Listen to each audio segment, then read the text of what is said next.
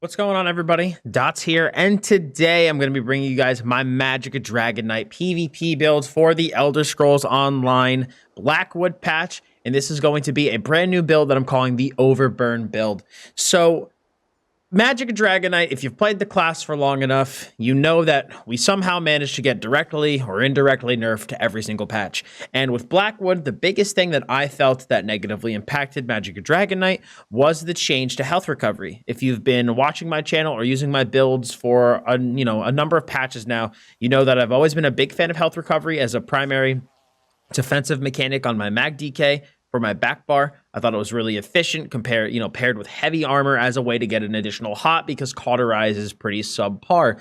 But unfortunately, with the nerf to health recovery in PvP in Blackwood, we got nerfed by 50% with Battle Spirit now. That is no longer a viable option. So I had to basically try to look elsewhere for defensive capability on the build and kind of change things up. In addition, proc scaling got changed with Blackwood. Now proc scale with your highest weapon or spell damage. And so that threw a huge monkey wrench into everything. And so I had to basically kind of build my magDK from the ground up in Blackwood. And this is what I ended up coming up with. And I'm incredibly happy with how it turned out. Spent a lot of money, spent a lot of time, a lot of practice, a lot of testing, but I'm really happy with how the builds came out, and it's really, really enjoyable, and I'm hoping that I could actually squeeze more than a patch out of this, so hoping they don't, nerf any parts of this going into whatever next patch it is, but I tried a lot of different weapon and armor combinations, Resto Staff, SMB, Destro Staff, tried light armor, heavy armor, somewhere in between. I tried a lot of different things, and like I said, this is what I ended up landing on. And again, I always like to reiterate this disclaimer in my build videos. This is just what I'm using, what I like, and what works for me. This is just simply a showcase of what I found to be the most effective for magDK. If you have a setup you like better, feel free to run it. This is personally what I'm running and what I am finding success with. So starting off with the gear, the first thing that we have here is one piece of Valken Scoria. So Valken Scoria, we wear this on our builds for a line of spell penetration. When I was originally doing the testing for this build, I had a piece of Dami here as a way to get more Magicka and more stamina. But as I was testing and playing the build, I honestly thought, my max stamina pool was a little bit too high. And I actually felt like my tooltips looked great, but my damage didn't really feel like it was penetrating enough through my opponent's defense. And when I changed that up to become Valken Scoria and I changed up some of my enchants to make my resource pools look really good, it just basically the damage difference was actually incredibly noticeable, which is amazing off of only 1500 spell penetration. So I basically, with what I changed, I sacrificed 1000 HP and 2k stam for 1500 pen. And in my opinion, it was absolutely worth it because the damage difference was quite noticeable. Now, our primary offensive set on the build is going to be Burning Spellweave.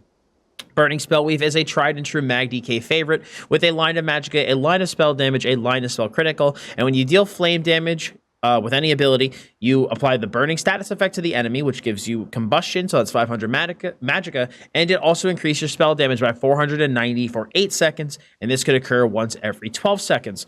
So the great thing with Burning Spellweave and what makes it such a good set is that the 5-piece is actually a buff on your character. So even if I am to swap to my back bar and technically drop the Burning Spellweave 5-piece, if I procced this 5-piece bonus before I swap to my back bar, it's technically a buff, so it's still going to be active on my character. Therefore, the spell damage actually will transfer over to my back bar that I can essentially use it for healing. And that's what makes this set, in my opinion, so powerful, is that it's generic spell damage. It's not, tied or has any restrictions on it, tied to a specific damage type. It's just flat spell damage. It's got good uptime. There's no chance to proc anymore. It procs reliably. And look, I know the Inferno Staff of BSW is a bitch to farm, but I highly recommend it because Burning Spellweave, I think, is going to be one of your better offensive sets for magDK this patch. Now, the final set that ties this build together is going to be 5 pieces of Pariah. Now, this gives a line of maximum health, 2 lines of armor, and this increases your physical and spell resistance by up to 9850 based on your missing health. So basically, the lower our health gets, the more resistance we get, so it makes us harder to execute. The resistance also protects our heals. So personally for me, this patch, I tried running really heavy into heavy armor with 2 offensive sets. I tried light armor playing more defensive. I tried somewhere in between. And for me, going with a 3-3-1, a 3 light, 3 heavy, and 1 medium, with Pariah doing the heavy lifting for my defensive mitigation, felt by far the most effective. If you've PvP'd at all this patch, you know that damage is absolutely through the roof. And for Magicka Dragonknight specifically, I personally found playing with 2 offensive sets to be extremely difficult, and I didn't really like the way the builds played. Especially if I ran 2 offensive sets with a Destro Staff and a Sword and Board. I did not have the mitigation at all to protect my healing, because again, healing is going to be worse now for us because we don't have the health recovery anymore. And on top of that, I also tried maybe a Destro Resto build so that be able to get rapid regen, but then I ended up missing out on the block mitigation too much. So to me, Pariah kind of fixed all the problems that I had because it mitigated more damage that was coming in so that my heals would be able to heal for more because they'd essentially be protected. So the heals that I was actively using on myself, like Cauterize and Coag, wouldn't be chopped through as much because Pariah would be protecting it. And with this patch, honestly, I have found that damage is extremely easy to come by. I don't think the challenge of the Blackwood patch is to, you know, oh man, where can I find damage? Because damage is really easy to get. The challenge is how do I deal with my opponent's damage enough that I can actually counterattack them? How can I defend against their damage so I can fight back? And to me, Pariah is that answer, and that's, I think, going to be one of the best defensive sets of the patch. Now, also, we are wearing the Malakath's Band of Brutality to increase our increase our damage done by 16%, but it decreases your critical damage by 50%. So Malakath did get a nerf going into Blackwood. I still do absolutely think it is worth using for low crit builds. We only have 17% crit on our front bar. We are basically never hitting a crit. It's very seldom. So just getting a flat 16% damage boost is absolutely fantastic. You know, it just makes our dots hit harder, our lashes, our leaps, everything just hits harder. And again, we're barely critting, so it doesn't really matter. And the good thing is that Malakath only affects offensive crit. So we have 26% crit on our back bar. So it gives our heals a 1 in 4 chance to actually crit. And Malakath isn't going to dampen those crits at all. So we still get the big crit heals that we want, but we get the boost to our damage on the front bar where it counts, where our crit is also incredibly low. One of the sets that actually, I think, tied this build together, and it was just the perfect cherry on top of the build, and I never expected 2 pieces of gear to be so influential on my character, is 2 pieces of critical riposte. I'm actually not running Death's Wind on the back bar. I am not running Potentates on the back bar. I think they both pale in comparison to critical riposte. Now, critical riposte gives 424 critical resistance, which on its surface, you might look at that and you might go, dots, that seems pretty low. But if you actually go do the math on it, this is 6% critical mitigation. Okay, if you look at something like Death's Wind, 1440 armor is like maybe a little bit more than 2% general mitigation. So it's like 2.5%. But the thing is that I'm already wearing Pariah, right? So with my armor buff, without Pariah even increasing at all, I'm over the spell resist cap, and I'm at 25.5k physical resist. Now, as my health goes down, that value is just going to increase. And I don't know if you guys have PvP'd in Cyrodiil at all, but Nightblades are a menace, Bombers are a menace, Magsorks are a menace, and so because of that, I would way prefer to have higher crit resist.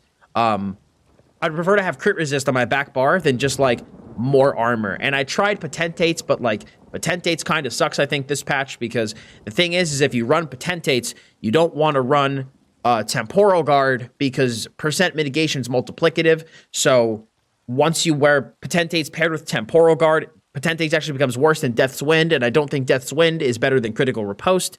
And so I just think Critical Riposte is a really good defensive back bar 2-piece because it allows you to use Temporal Guard, and that Temporal Guard 5% minor protection won't be multiplied with any other sources of percent mitigation on that back bar. And so you get you'll get the full 5% bonus from it. And on top of that, because we have 2250 critical resistance on our defensive bar when it counts, that's a really healthy amount of critical resistance. So I can forego the critical resistance CP star, and I'm able to grab a second offensive star for more damage. So it's like this set, like this little 2-piece bonus here really gives me like, it gives you so much. I couldn't believe how influential simply getting 424 critical resistance from a 2-piece bonus would be, but it actually was one of the biggest improvements to this build, and I think it's one of the best backbar 2-piece sets in Blackwood.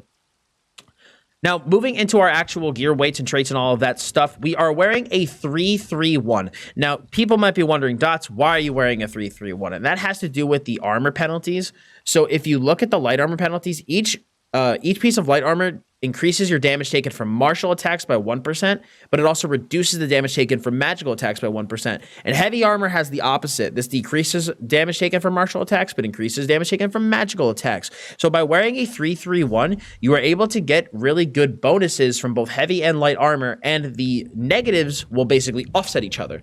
So, and then you just do one piece of medium for max undaunted. So it ends up being a really, really good ratio, and I found it to be really nice. So you want to run heavy, of course, on your chest, and then I also have it on my shoulders and my legs.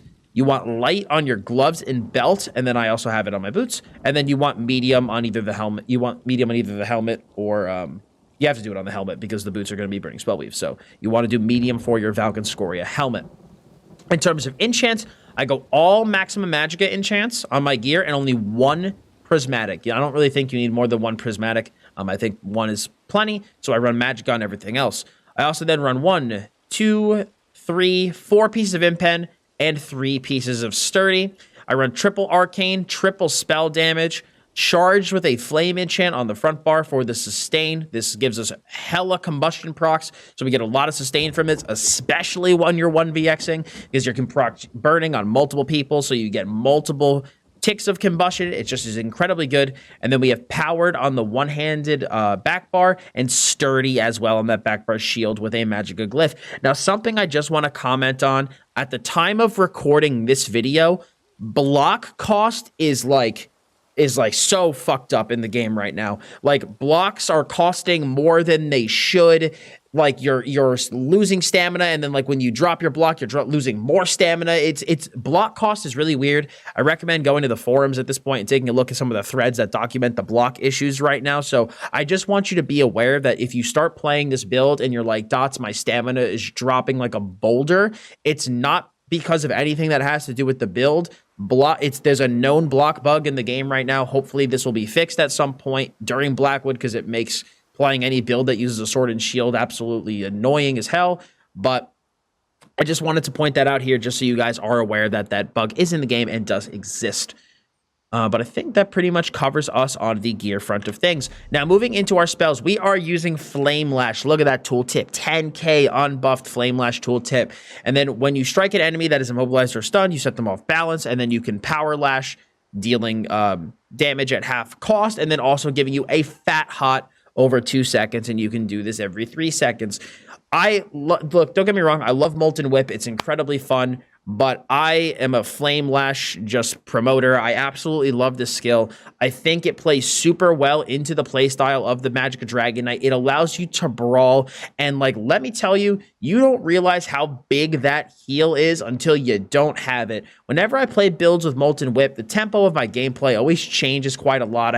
I feel that when I have to play like defensive, I have to play real defensive, because the thing is that Flame Lash turns your offense into your defense. You can stun someone into a Power Lash, and you're dealing massive damage while also getting a fat heal coming in. But with Molten Whip, yeah, sure, you have that surprise turnaround burst, of course, but if someone puts you on the back foot, you got to coag a lot. You got to use your other heals a ton.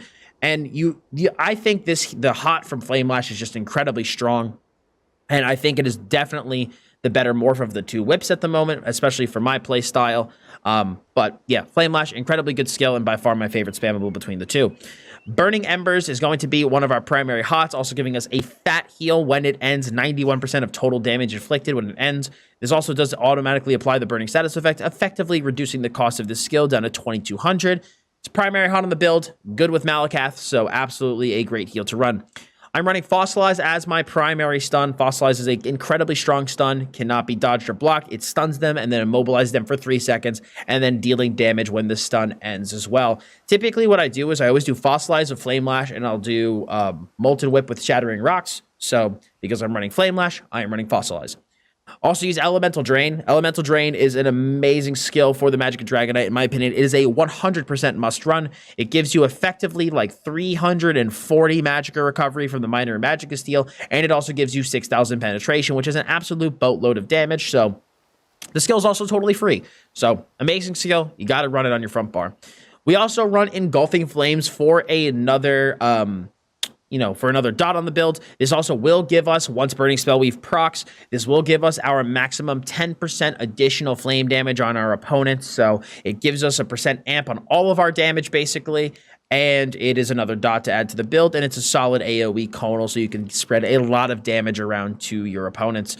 We are running Ferocious Leap as the primary ultimate on the build. This deals 16.7k unbuffed flame damage. You guys remember, I am wearing Burning Spell Weave, so essentially, right now, because I'm just standing around, I don't have that procced. So once I have that procced, the Flame Lash tooltip will be higher. All these tooltips will be way higher, plus Major Sorcery, so all the tooltips will go up by quite a lot. Now, when you leap, you will actually stun the opponent for 2 seconds. After leaping, you gain a damage shield. Really, really nice.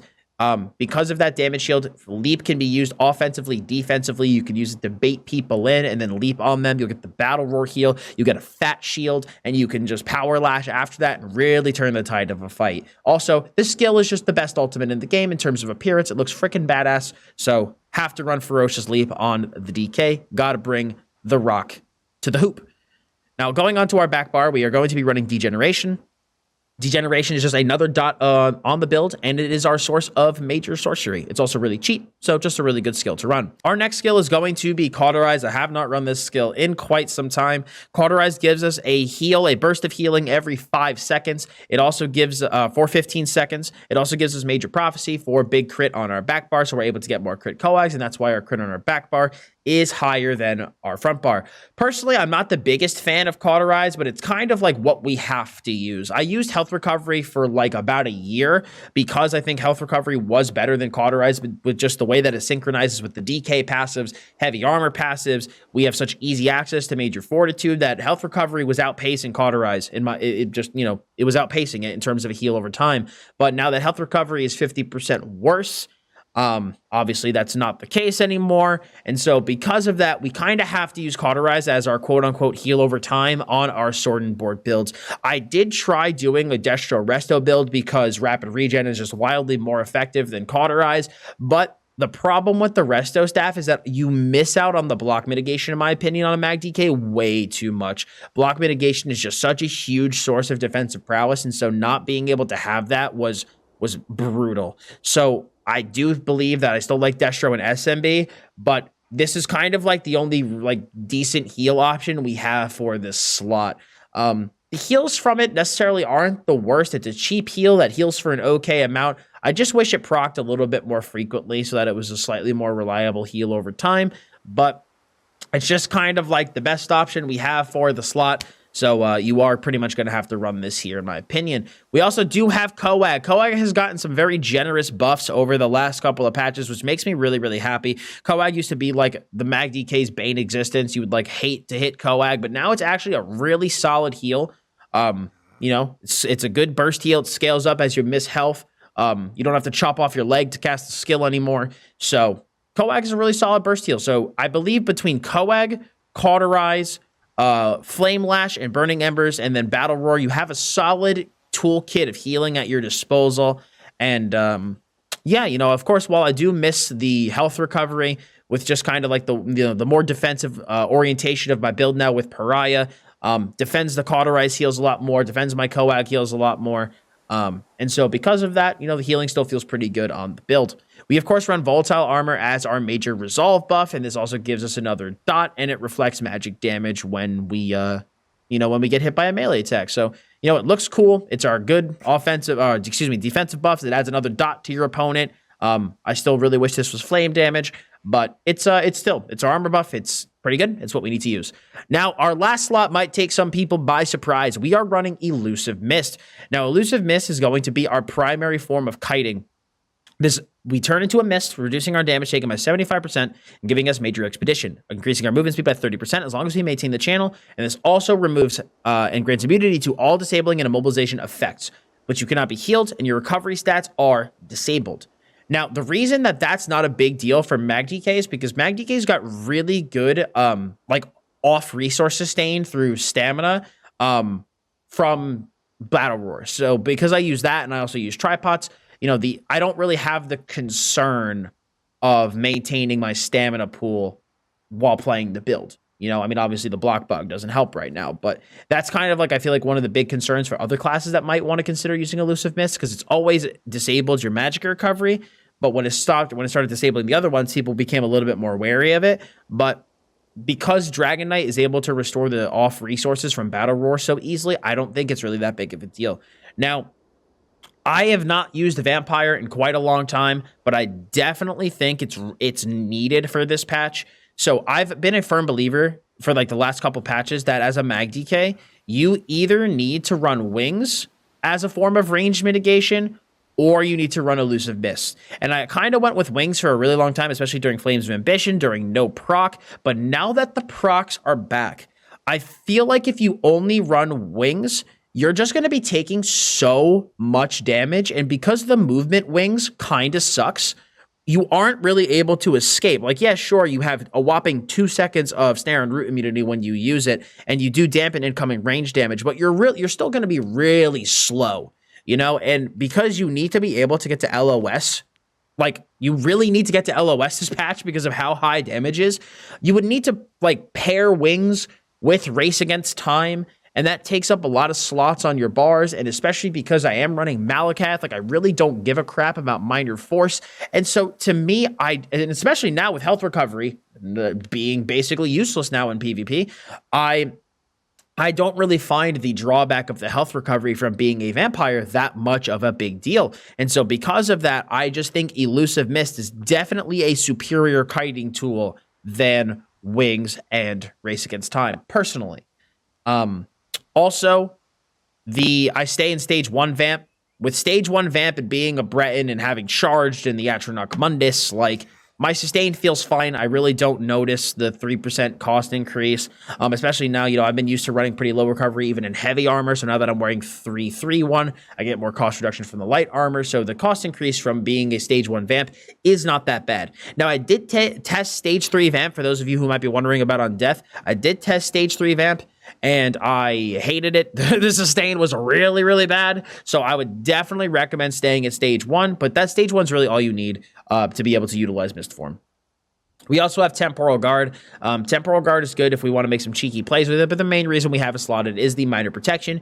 For the 5% damage reduction paired with critical riposte, we get a really big boost of defensive prowess on our back bar, so that's why we do have this slotted on our back bar ultimate.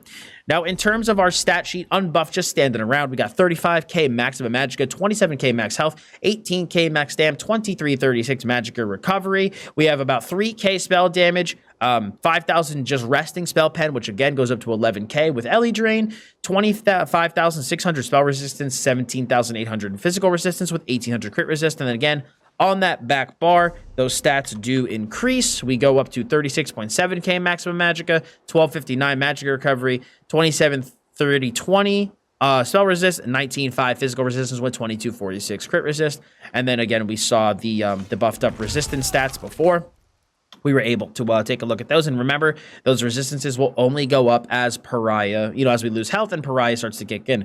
We are also running 64 points into maximum magicka. We are using the Atronach Mundus. The Atronach Mundus is a really stat-dense Mundus for giving us magicka recovery. So I really feel like this is all I need in terms of like the raw magicka recovery stat. So Atronach has me covered. We use the Bewitched Sugar Skulls buff food. It is the best tri-stat buff food in the game, so that is what we run. And in terms of potions, I just use regular old tri-stat potions, restore magicka, restore health, restore stamina. And in terms of the race, I highly recommend the Breton. The great thing about Breton is that Breton handles a nauseating amount of your sustain. It gives you 7% cost reduction and 130 magicka recovery on top of the extra spell resistance, on top of the maximum magicka. Being able to get that much sustain from your racial passives as a Magicka Dragonknight, where sustain is pretty freaking bad, is very, very good. Like, Breton handles so much of my sustain, and if you're a Dark Elf, like, you have to make so many other concessions for your sustain that I, as a Breton, do not have to make. Same thing if you're a High Elf. You have to make so many more sustain concessions, that's the words, that I don't have to make as a Breton. So I highly recommend, if you are not a Breton for your magDK and PvP, I highly recommend it. It's worth the race change. I have been a Breton ever since Wrathstone, and that was many number of years ago, and there's just never been a time where I've even debated playing another race. It is just by far the best. Now, moving into our champion points, I think that is what we have next. Champion points for this build are pretty standard for what you've seen me run in the past.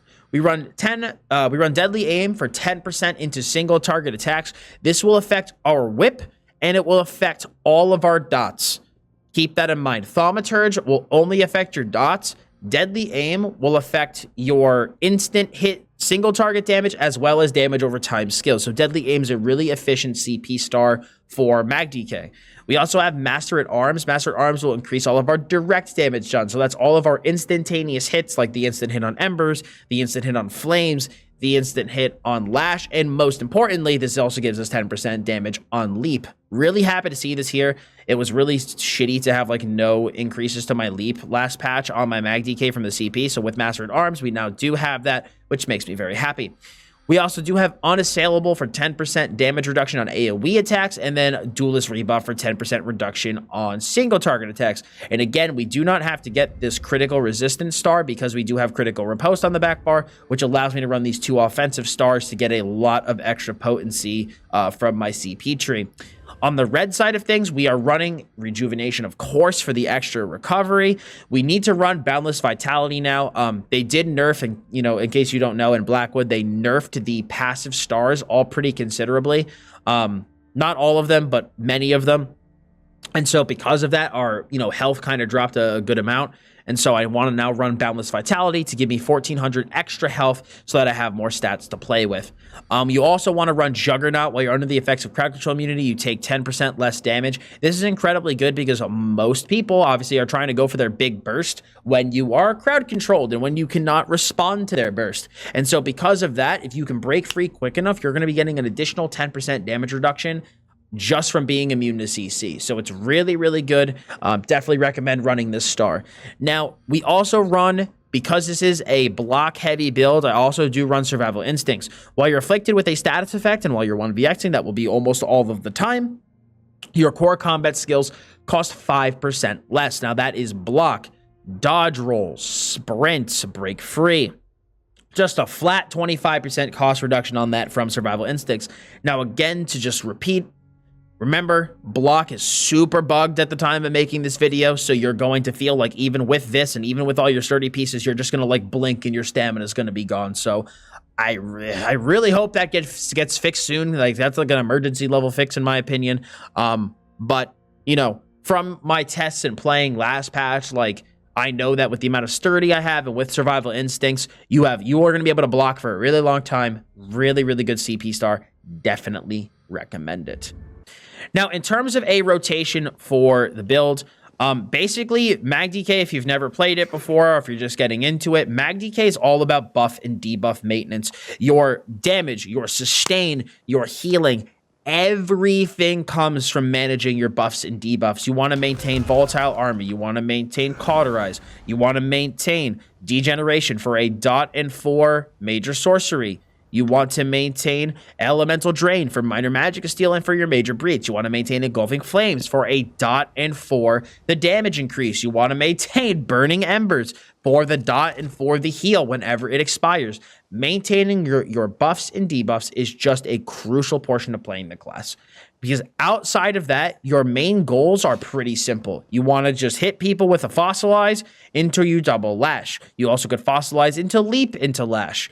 You could also, if you're trying to take an opponent off guard, you could also leap them directly and then double lash afterwards, because if you lash quick enough after the leap, you'll be able to proc the power lash.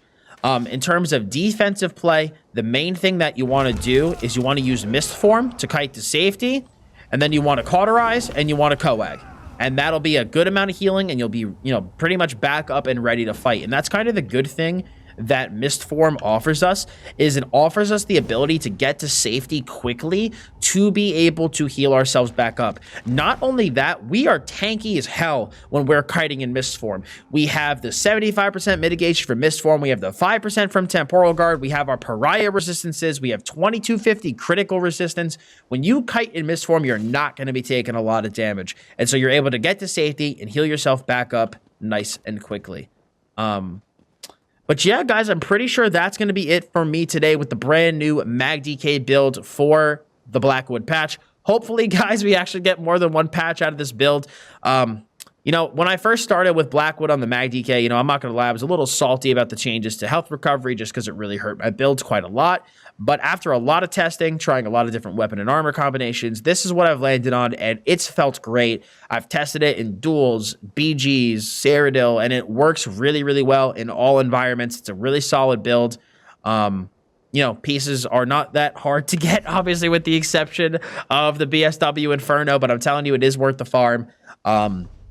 And yeah, build's just really fun, really enjoyable, and I think it will serve you very, very well. But guys, that is going to be it for me today on my Magicka Dragonknight PvP build. Hopefully you guys did learn something. If you guys would like to see some gameplay for this build, this is basically almost what I exclusively play all the time on my stream when I play ESO, so you can feel free to drop by my Twitch stream. Link will be in the description below. And if you guys do want to keep up with the ESO content here on my YouTube channel, as well as other MMORPG content, you can feel free to hit that sub button as well as the bell to keep the notifications on. And if you guys found this video helpful, I would appreciate if you left a like on it. And again, any questions about the build, anything you're wondering, you can feel free to leave a comment below as well. But thank you guys so much for stopping by today. I hope you did enjoy the video. I very much appreciate some of your time today. As always, I'm Dots Gaming, and I'll see you all in the next video.